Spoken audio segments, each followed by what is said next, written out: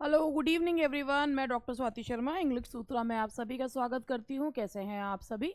और मैं जो है आज आप लोगों के लिए शेक्सपियर्स पोएम जो मैं आपको बताया था, जो पिछले कुछ दिन पहले जब मैंने लेक्चर लिया था, तो शेक्सपियर की वर्क्स मैंने कहा था, शेक्सपियर की बायोग्राफी जो है मैंने डिस्कस करी थी, और अब ये कहा था कि शेक्सपियर के वर्क्स मैं डिस्कस करूँगी, और उसके साथ ही जो राइटिंग सेक्शन का एक पार्ट है वो लेकर आई हूँ। भाई ऐसा है कि पिछले कुछ दिनों से बहुत ज़्यादा मेरे लाइफ में परेशानियां चल रही हैं। दैट इज़ वाई मैं रेगुलर नहीं आ पा रही हूँ, मगर मेरी आदत नहीं है कि मैं जो भी मेरी परेशानी है उसका रोना जो है सबके सामने रोऊं, बट इस समय मेरा दिमाग काफ़ी परेशान चल रहा है। तो मैं जो है आपके लिए ये जो चीज़ लेकर आई हूँ, तो मैं ये एक्सपेक्ट ये करती हूँ कि अगर आप लोगों को भी ये चीज़ पता होगी कि अगर मैडम जो है कोई चीज़ लेकर आई है तो वो हमारे काम की होगी। तो आई जस्ट एक्सपेक्ट कि आप लोग जो है वो उस चीज़ को देखें, आपके लिए हेल्पफुल है तो उसे नोट डाउन करें, और कम से कम इतना ज़रूर करें कि हाँ उसे नोट डाउन करें। क्योंकि होता क्या है कि आपको इस समय मैं और मेरे हस्बैंड कल यही बात कर रहे थे कि इस समय लोग बिल्कुल भी इंटरेस्टेड नहीं हैं, और जो फ्री का सामान मिल रहा है उसमें तो बिल्कुल ही इंटरेस्टेड नहीं है। तो फिर भी मैंने अपनी नैतिक जिम्मेदारी समझते हुए जो कुछ लोग थोड़े बहुत भी देखना चाह रहे हैं उनके लिए मैंने ये प्रिपेयर करा है। बट मैं ये चाहूँगी कि ये जिन लोगों ने भी AMRS का फॉर्म भरा है, अब दोबारा से फॉर्म खुले हैं, तो जो उन्होंने भी भरा है आप तैयारी कीजिए। ये तैयारी अगर मैं करा रही हूँ जो फ्री प्लेटफॉर्म पे करा रही हूँ, तो ये इसका मतलब ये नहीं है कि ये बेकार की तैयारी है। मटेरियल देखकर आपको पता चल जाएगा, हम मेहनत करते हैं मटेरियल तैयार करने में, ठीक है। उसके बाद ये बुक है द पाथ टू विक्ट्री। आज मैं सच बता रही हूँ आपको, मेरा किसी भी चीज़ का कोई ऐड करने का, किसी चीज़ का कोई मन नहीं कर रहा, मैं कर भी नहीं रही। द पाथ टू विक्ट्री है। अगर आपको किसी भी चीज़ के बारे में जानकारी चाहिए तो इंग्लिश सूत्रा का ऐप है प्ले स्टोर पर, आप उसे डाउनलोड करके स्टोर में जाकर जो हमारे कोर्सेज हैं, बुक है, उनके बारे में आप देख सकते हैं। मेरा मन नहीं कर रहा अब ऐड करने का, तो मैं नहीं कर रही, मैं आगे का इस चीज़ को मैं दिखा ही नहीं रही। मैं जो मैं मटेरियल तैयार करके लाई हूँ वही मैं करवा दूँ, और वही चीज़ मैं करवा दूँ, ठीक है। क्योंकि कई बार चीज़ें ऐसी होती है ना, मन नहीं करता कुछ करने का, लेकिन मैंने अभी ये थोड़ी देर पहले तैयार करवाया।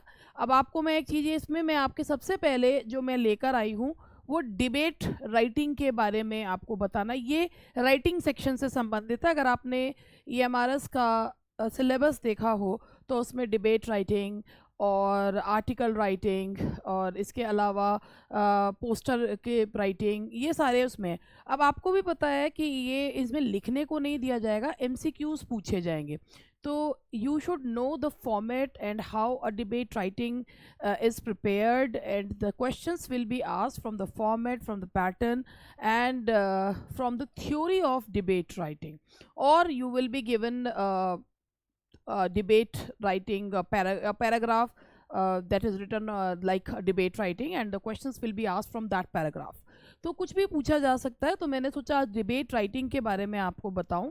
तो डिबेट क्या होता है? It's a formal contest of argumentation. I think थोड़ा सा ब्लर कर रहा है ये।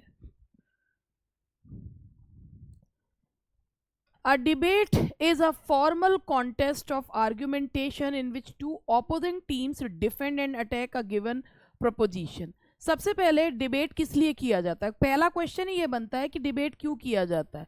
आर्ग्यूमेंट के लिए, बताने के लिए, आर्ग्यूमेंट बताने के लिए। और कितने होता है कि दो टीम्स के बीच में होता है। जो फॉर एंड अगेंस्ट के मामले में जो है वो फॉर एंड अगेंस्ट उस पर बोलती हैं। जो नोशन दिया, जो मुद्दा दिया जाता है उस पर एक टीम फॉर में बोलती है और एक टीम जो है वो अगेंस्ट में बोलती है। It is a persuasive manner of speaking with the aim of converting the view of another person or an audience to your own point of view.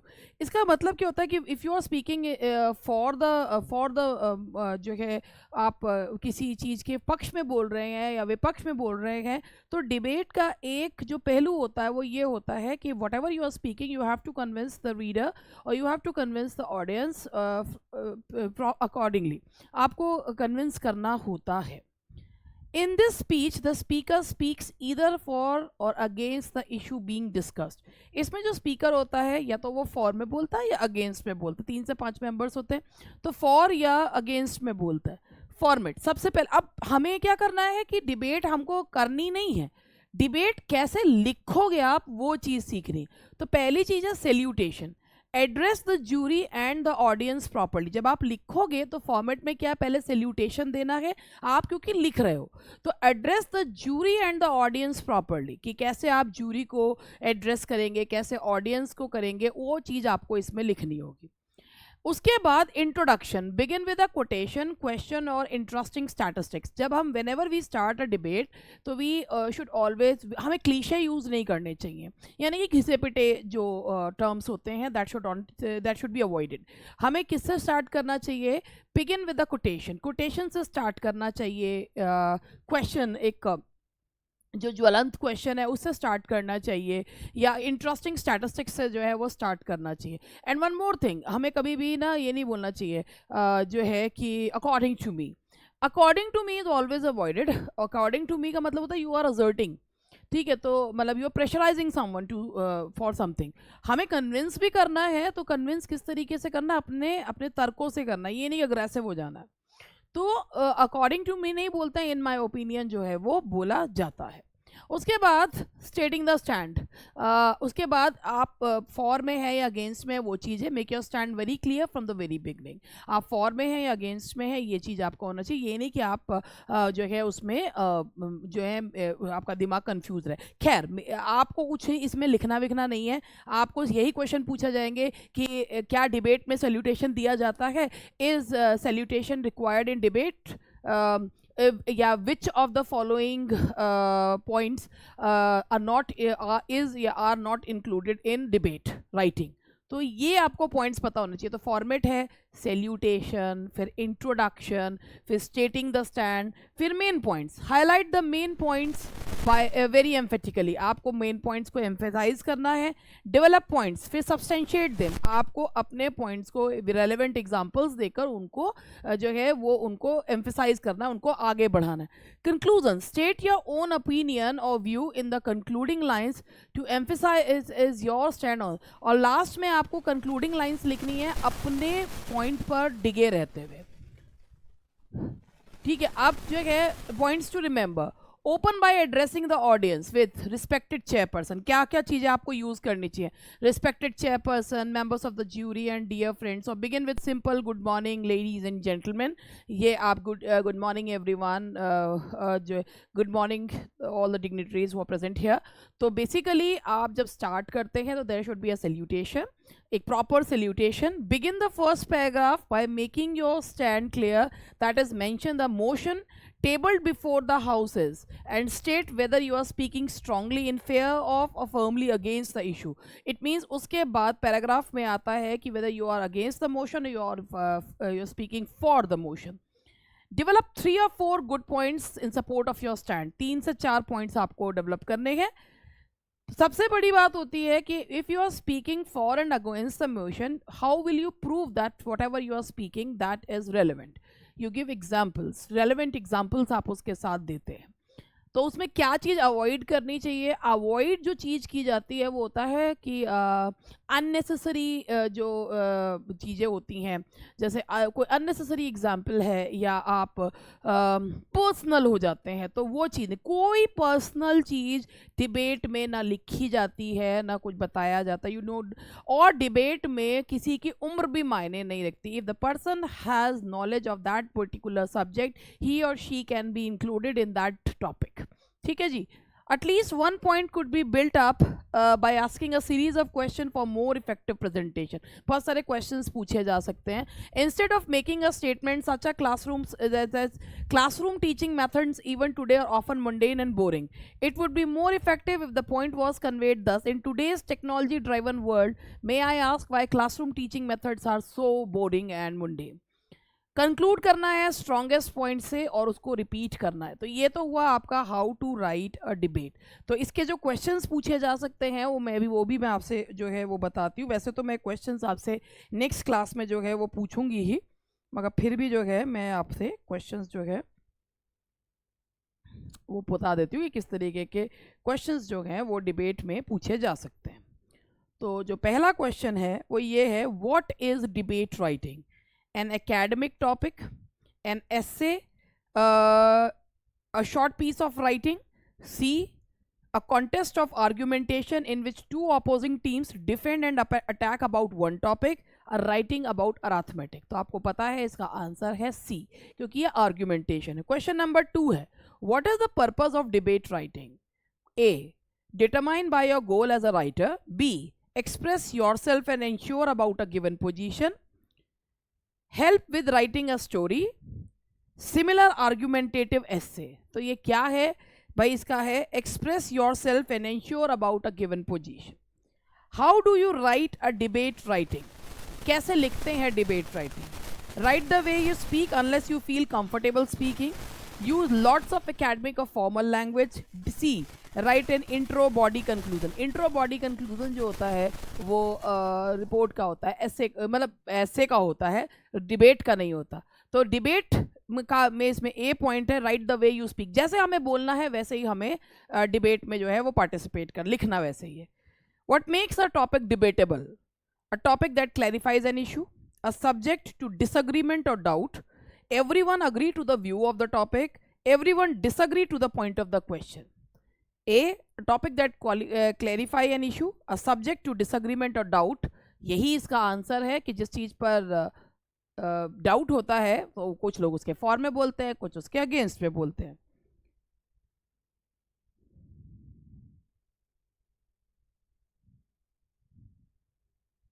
What are the two sides of a debate called?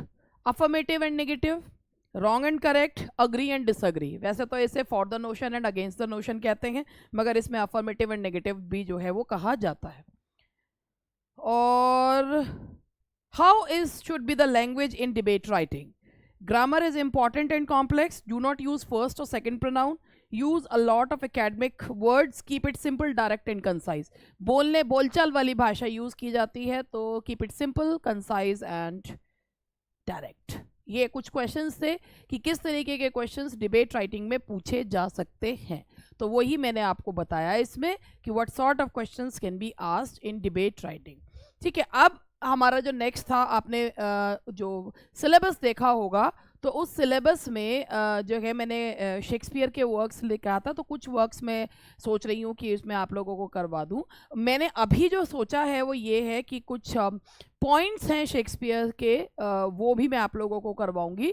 तो अभी तो मैं poems जो हैं वो Shakespeare की लेकर आई हूँ। सबसे पहले we will discuss about Venus and Adonis. तो ये मैं आपको दिखाऊं पहले। वीनस एंड एडोनिस जो है वो Shakespeare's Venus and Adonis is a narrative poem. Narrative poem किसे कहते हैं? जो कहानी कहती हुई पोएम होती है। तो ये 1593 में आई एक नैरेटिव पोएम है। It is dedicated to Henry Wriothesley, third earl of Southampton. ये हेनरी रोजले को डेडिकेट की गई है, जो थर्ड अर्ल थे। ये उनके जो है मतलब उनको डेडिकेट करके उन्होंने जो है वो लिखी है। और it is based on some passages from Ovid's Metamorphosis. ये भी कहा जाता है, मतलब ये इस पोएम का जो सोर्स है वो ओविड की मेटामॉर्फोसिस है। It is a poem of 6 line stanza, 16 में लिखी गई है, 6 लाइन का स्टेंजा है। It has a quatrain followed by a couplet. 4 line का स्टेंजा क्वाट्रेन कहलाता है, 2 लाइन का स्टेंजा कपलेट कहलाता है। तो 6 line stanza, quatrain followed by a couplet. Venus, ये कहानी बड़ी अच्छी सी वो बहुत है कि my first heir of invention भी जो है वो इन्होंने शेक्सपियर जी ने इसी पोएम के लिए कहा है, my first heir of invention. और ये उन्होंने तब लिखी थी पोएम्स जब प्ले हाउसेस जो हैं वो बंद कर दिए गए थे प्लेग की वजह से। तो Venus Adonis, Venus goddess of love and beauty, she falls in love with the Greek youth. बहुत ही हैंडसम एडोनिस के प्यार में पड़ जाती है, but fails to win him. लेकिन वो उसको जितना भी उसको अट्रैक्ट करने की कोशिश करती है, एडोनिस सभी उससे जो है वो दूर रहता है। She asks him to meet her the next day, but he goes for hunting the boar। और वो उसे अगले दिन मिलने के लिए कहती है, मगर वो boar hunting के लिए चला जाता है। Next morning she finds him dead as the boar kills him। और next morning उसकी बॉडी शत विक्षत बॉडी मिलती है और बोर ने उसको फाड़ कर मार दिया।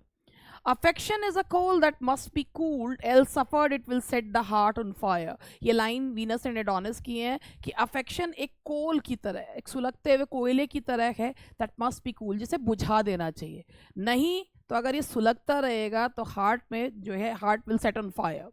Oh, learn to love. The lesson is but plain and once made perfect, never lost again. प्यार करना सीखो. The lesson is but बहुत साधारण सी चीज़ है. Once made perfect. अगर एक बार प्रेम जो है वो परफेक्ट होगा तो वो कभी भी खोता नहीं है. तो ये है कि वीनस एंड एडोनिस के बारे में थोड़ा सा मैं आपको और बताना चाहूँगी.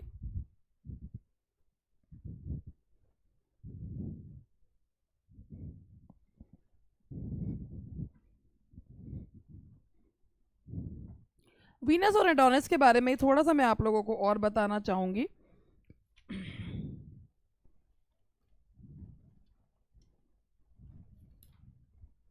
देखिए, ये तो मैंने आपको बता ही दिया कि ये जो पोयम है ये हेनरी रोजले के को उन्होंने डेडिकेट करी थी और ये तब लिखी गई थी जब आउटब्रेक ऑफ प्लेग हुआ था. और इसमें मैं आपको बताऊं, इस पोयम में अब ये जो मेन चीज़ बतानी है उस इसमें इसमें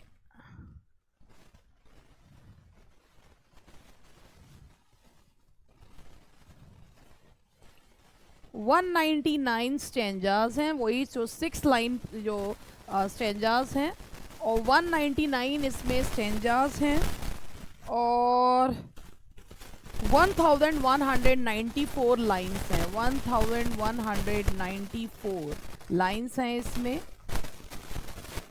199 stanzas, 1194 lines.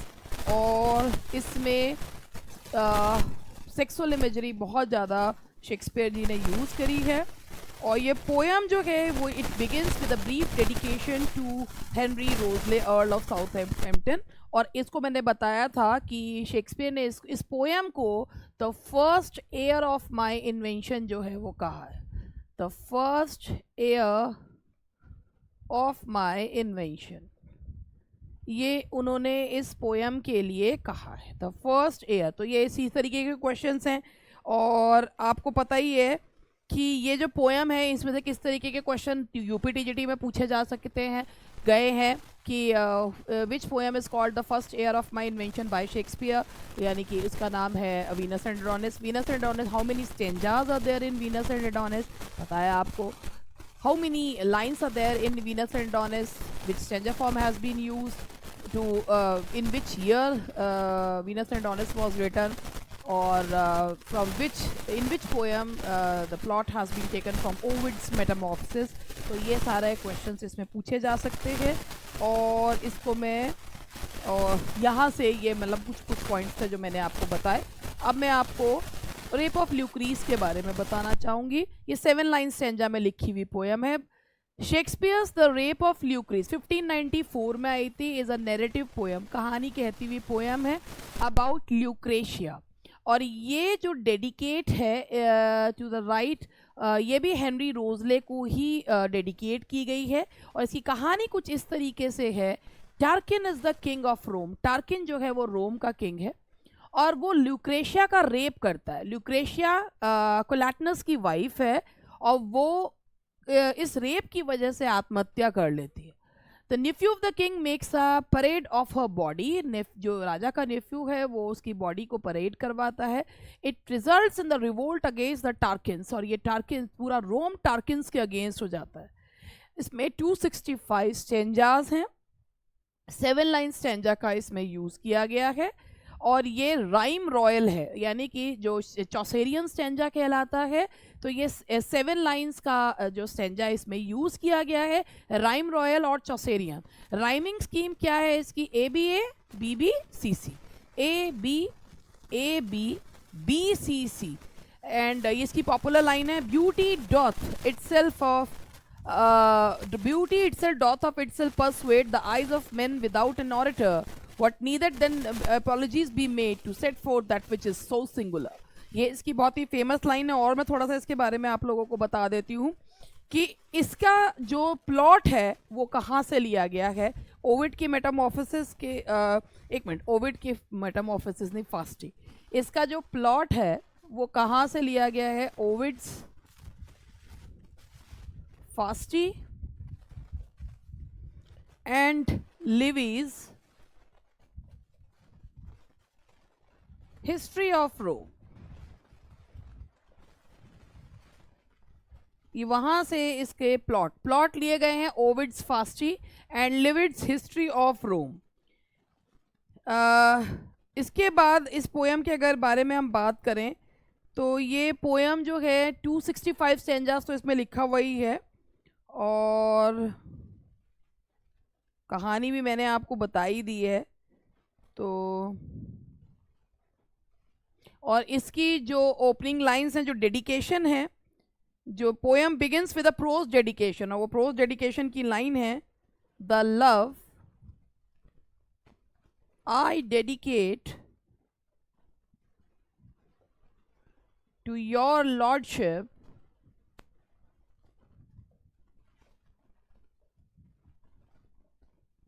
Is without end. ये इस प्रोज डेडिकेशन से ये पोयम जो है वो स्टार्ट होती है। ये प्रोज डेडिकेशन है जो उन्होंने हेनरी रोजले को दिया है। इसका प्लॉट जो आधारित है वो ओविड्स के फास्टी और लिवी के हिस्ट्री ऑफ रोम पर आधारित है। तो ये दोनों पोएम्स के जो क्वेश्चंस हैं वो इस तरीके से बन सकते हैं कि ओविड की फास्टी पे कौन सी पोएम जो है आधारित है, इनमें से कौन सी पोएम 7 लाइन स्टेंजास में लिखी गई है। तो ये आप लोगों के क्वेश्चंस जो हैं वो तैयार होते हैं। अब नेक्स्ट पोएम जो हम डिस्कस करने जा रहे हैं वो है लवर्स कंप्लेंट। शेक्सपियर्स अ लवर्स कंप्लेंट, ये सारी नैरेटिव पोएम है, यानी कि कहानी कहती हुई poem. It is published in appendix to Shakespeare sonnet, ये शेक्सपियर के सोनेट के अपेंडिक्स के साथ पब्लिश हुई थी। और it is published in 1609 by Thomas Thorpe. तो जो टॉमस थॉप जिन्होंने सोनेट्स को शेक्सपियर के पब्लिश किया था, उन्होंने इसे पब्लिश किया था। 47 स्टेंजास हैं, 7 लाइन्स ईच, यानी कि चौसेरियन स्टेंजा में ही लिखी गई है ये भी, बस इसमें 47 स्टेंजास हैं केवल, और राइम स्कीम वही है A B B C C। Popular lines हैं लवर्स कंप्लेंट की, In thee hath neither sting not nor confine, for thou art all and all things else are thine, to every place at once and nowhere fix, the mind and sight distractedly commixed। अब मैं आपको थोड़ा सा lovers complaint के बारे में बता देती हूँ। ये जो पोएम है एक स्टार्ट होती है, इसको थोड़ा सा इसके बारे में बता रही हूँ। ये पोएम शुरुआत होती है इसकी with the description of a young woman. एक यंग वुमन है weeping at the edge of a river, वो एक रिवर के किनारे पर बैठ के रो रही है। into which she throws torn up letters, rings and other tokens of, और वो उस रिवर में बहुत सारे लेटर्स और रिंग्स और टोकन्स ऑफ लव जो है वो फेंक रही है। An old man nearby approaches the woman and asks the reason for her sorrow, एक बूढ़ा व्यक्ति आता है और उस लड़की से रोने का कारण पूछता है। The woman responds by telling him of a former lover who persuaded her, seduced and finally abandoned her, कि वो बताती है अपने लवर के बारे में जिसने उसको परसुएड करा, सिड्यूस करा और उसके बाद उसे छोड़ दिया। She recounts in detail the speech her lover gave to her which seduced her, कि किस तरीके से उसने उसको बेवकूफ़ जो है वो बनाया। She concludes her story by conceding that she would fall for the young man's false charms again, लेकिन वो लास्ट में ये भी कहती है कि मैं अगर वो फिर दोबारा मेरे पास लौट के आए तो मैं फिर दोबारा मूर्ख बनने को तैयार हूँ। तो ये जो लाइन है दैट इज़ ये जो पोएम मैंने आपको बताई लवर्स कंप्लेंट जो पोएम है। उसके बाद let's discuss about the passionate Pilgrim. Passionate Pilgrim जो शेक्सपियर जी की पोएम है, ये एक पोएम नहीं है, इनमें से शेक्सपियर की सारी पोएम्स भी नहीं है। Passionate Pilgrim 1599 collection of 20 poem, और ये विलियम जेगर्ड के द्वारा इसको पब्लिश किया गया था। It is initially attributed to William Shakespeare. Critics do not agree to all the poems. इसमें 20 poems हैं मगर सारी poems शेक्सपियर जी की नहीं है। बस ये है कि भाई वो एक महान और बहुत ही फेमस राइटर थे, तो just to sell the copies ये कहा गया कि ये एट्रीब्यूट करा गया जी शेक्सपियर जी की पोएम्स है। 5 पोएम्स आउट ऑफ 20 जो है वो विलियम शेक्सपियर की है, और इनमें से जो है वो 2 सॉनेट्स हैं 138 एंड 144, और ये आया था 1609 में पब्लिश हुए थे। The poem appears in love labour lost, poems appear in love labour lost, और ये जो है पोएम्स नंबर 1 2 3 4 16, ये माना जाता है कि ये 5 पोएम्स जो हैं वो ये जो 1 2 3 4 16 यही केवल शेक्सपियर जी की पोएम्स हैं. When my love swears that she is made of truth, two loves I have of comfort and despair did not. The heavenly rhetoric of thine eye, sweet Cytherea, sitting by a brook, with young Adonis, lovely, fresh, and green. On a day, alack, the day, love whose month was ever May, spied a blossom passing fair, playing in the wintern air. तो ये poem है, मतलब 20 poems में से 5 ही poem जो हैं वो Shakespeare जी की मानी जाती हैं. और द पैशनेट पिलग्रिम के बारे में मैं बात कर रही थी. और ये जो है When my love swears that she is made of truth, ये सोनेट नंबर 138 है. Two loves I have of comfort and despair, ये सोनेट नंबर 144 है. तो आई होप ये छोटा सा सेशन है जिसमें मैंने विलियम शेक्सपियर की 4 जो कि वो पोएम्स के जो उनको कवर करा है, वो विलियम शेक्सपियर जी के वर्क्स को कवर करा है, और डिबेट राइटिंग पर आपको थोड़ा सा कुछ बताने की कोशिश की है. आई होप कि मेरा ये प्रयास सार्थक हो, और नहीं भी होगा तो मैं क्या कर सकती हूँ. That's all for today. Bye bye.